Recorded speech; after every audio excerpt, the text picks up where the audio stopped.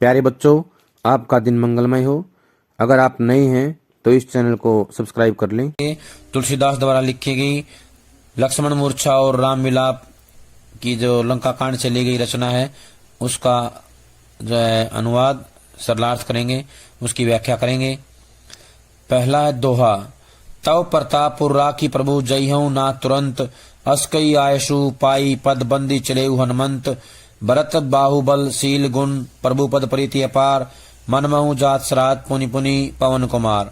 तव माने तो तुम्हारा, प्रताप माने यश, उर माने हृदय, राखी माने धारण करके रख करके, प्रभु माने स्वामी, जयहु माने चला जाऊंगा, नाथ माने भगवान श्री राम, तुरंत माने शीघ्र, अस माने ऐसा, कई माने कह करके, आयशु माने आशीर्वाद, याज्ञा, पाई माने प्राप्त करके, पदबंदी चरण वंदना, पदबंदी क्या था, चरण वंदना, पदबंदी चरणों की वंदना, चले चल दिए हनुमंत हनुमान जी। भरत बाहु माने भरत की बाजुओं, बल माने ताकत, शील माने सहनशीलता, गण माने गुण, गुण माने गुण, प्रभु माने भगवान श्री राम, पद प्रीति माने चरणों के प्रति प्रेम, अपार माने अत्याधिक, मन माने मन ही मन, मन ही मन, जात माने जा रहे थे, श्राद्ध माने प्रशंसा करते हुए, पुनि पुनि बार बार, पवन कुमार माने हनुमान जी। इसमें कहा गया है कि जब हनुमान जी लक्ष्मण को होश में लाने के लिए संजीवनी बूटी लेकर के आ रहे थे, तो बीच में अयोध्या के ऊपर से गुजरते हुए भरत जी उनको तीर मार देते हैं और वो नीचे गिर जाते हैं।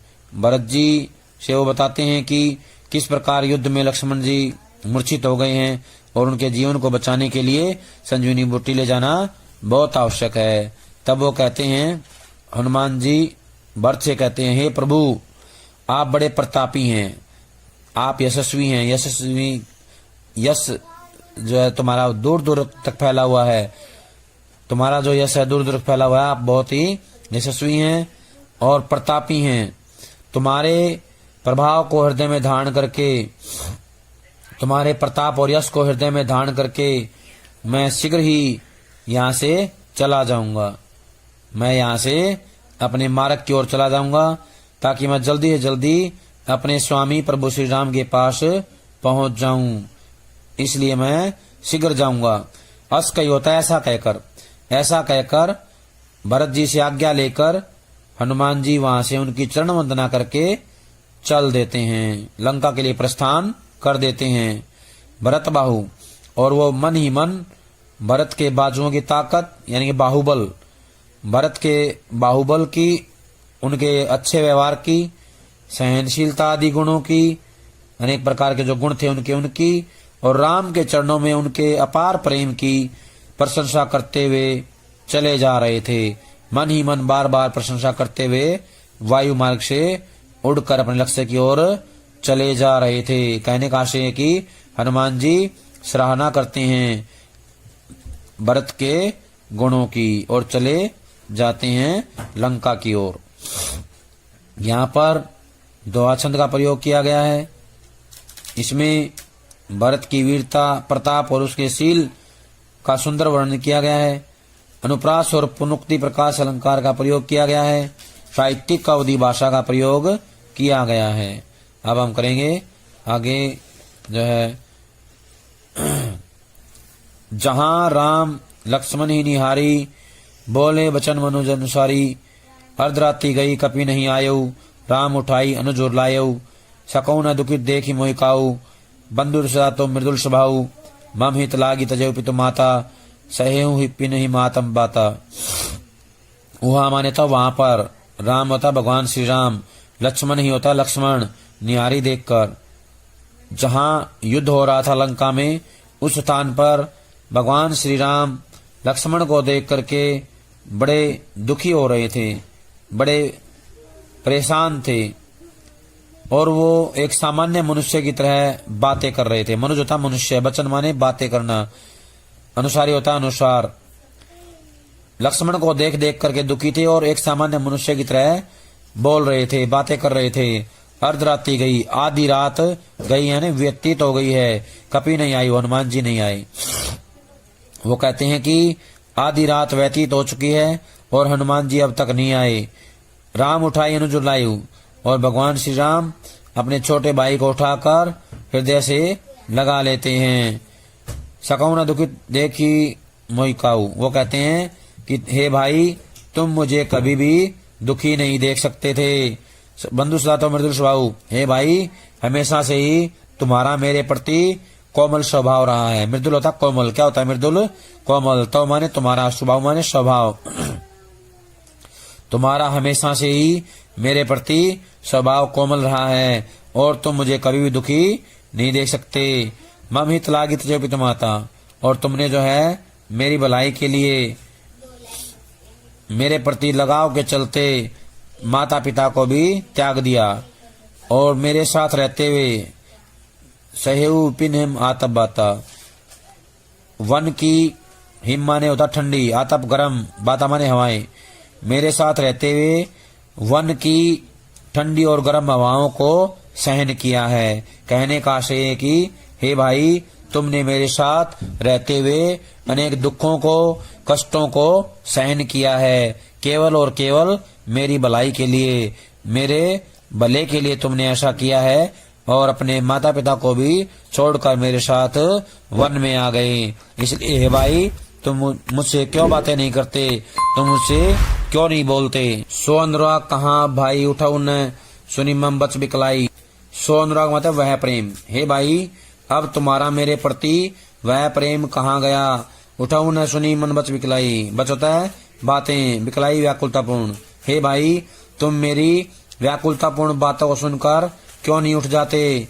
जो जनते बंधु बिछेऊ, और हे भाई अगर मैं ये जानता कि वन में अपने भाई से बिछड़ जाऊंगा, अलग हो जाऊंगा, पितु वचन मनते नहीं ओहू, तो मैं पिता की उन बातों को कभी नहीं मानता, पिता के वचनों को नहीं मानता।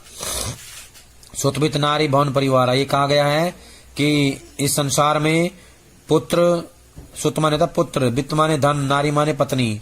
इस संसार में पुत्र, धन, पत्नी, भवन होता घर, घर परिवार हो ही जाही जग 12 हो ही माने प्राप्त करना, जग संसार 12 मतलब दोबारा से।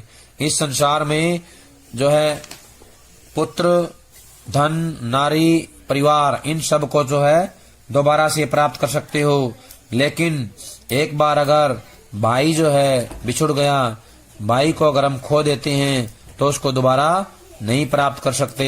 कहने का आशय है कि भाई जो है अनमोल होता है, उसके बराबर दुनिया में कोई और नहीं है, उसकी जगह कोई नहीं ले सकता। अस विचारी जिये जागऊ ताता, हे भाई ऐसा विचार करके तुम जो है क्यों नहीं जाग जाते।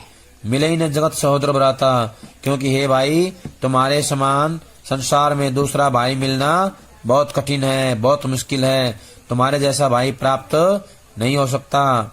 जथा पंख बिनु खल गति दीना, जैसे पंख के बिना पक्षी सौंदर्यहीन हो जाता है, दीना होता है सौंदर्यहीन, खग होता है पक्षी। जिस प्रकार पक्षी पंख के बिना सौंदर्यहीन हो जाता है, मणि बिनु फनी करिबर कर हीना, मणि के बिना सांप और सूंड के बिना हाथी जो है सौंदर्यहीन हो जाता है, ठीक वैसे ही तुम्हारे बिना मेरा जीवन भी सौंदर्यहीन हो गया है, मेरे जीवन का भी कोई अर्थ नहीं बचा। असमम जीवन बंधु बिनु तो ही, और हे भाई ठीक ऐसे ही अब मेरा जीवन तुम्हारे बिना हो गया है।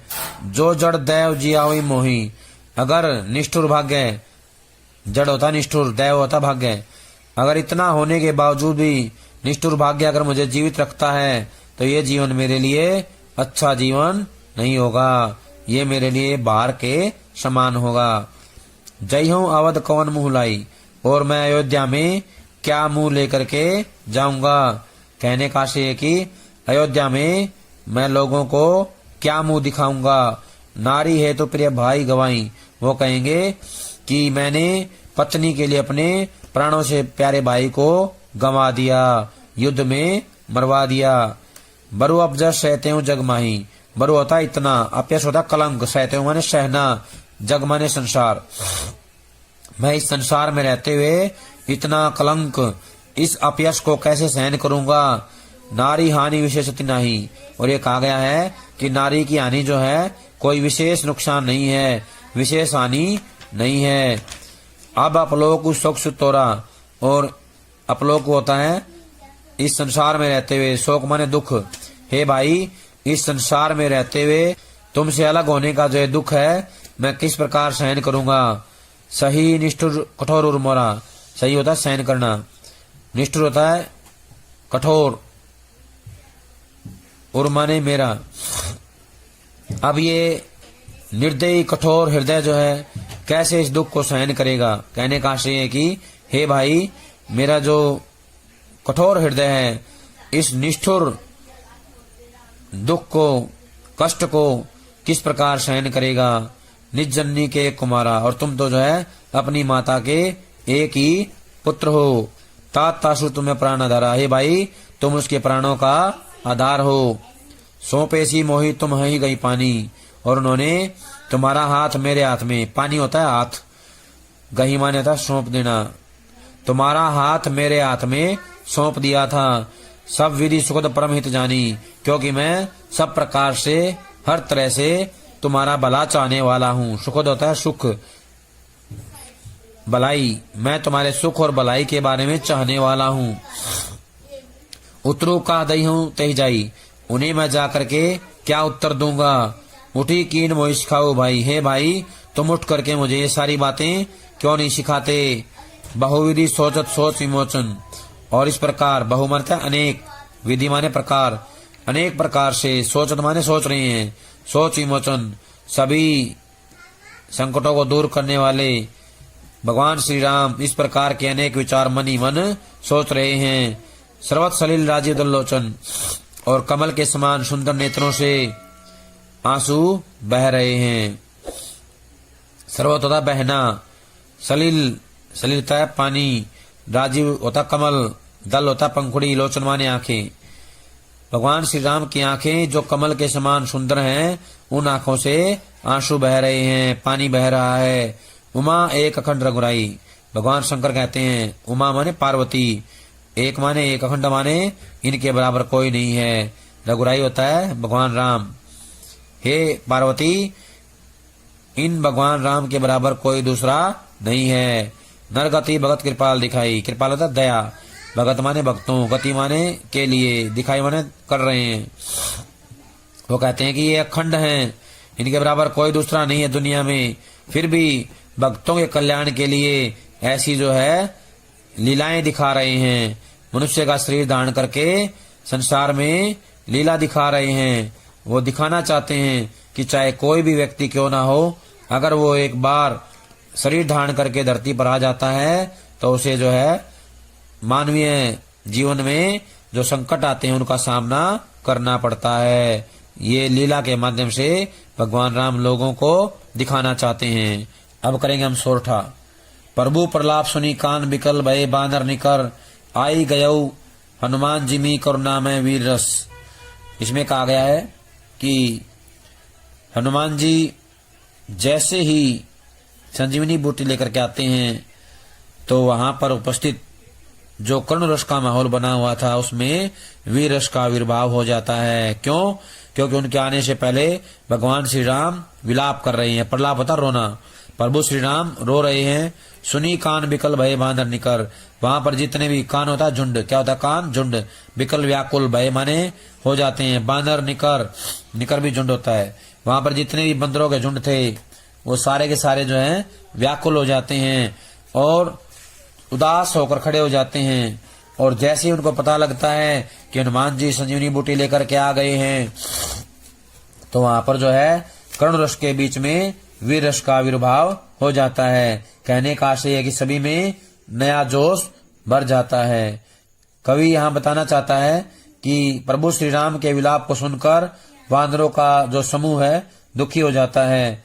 उसी समय अचानक हनुमान जी प्रकट हो जाते हैं और जैसे ही हनुमान जी दिखाई देते हैं उनको तो वहां पर जो है उस शोक के वातावरण में वीर रस का आगमन हो जाता है। यहाँ पर हमें याद रखना है अनुप्रास अलंकार के साथ साथ रूपक अलंकार का प्रयोग भी किया गया है। और इससे पहले हमने जो पढ़ा है चौपाई उसमें भी जो है सोच विमोचन में जो है यमक अलंकार का प्रयोग हुआ है। और पूरे इस काव्यांश में अनुप्रास अलंकार का प्रयोग देखने को मिलता है।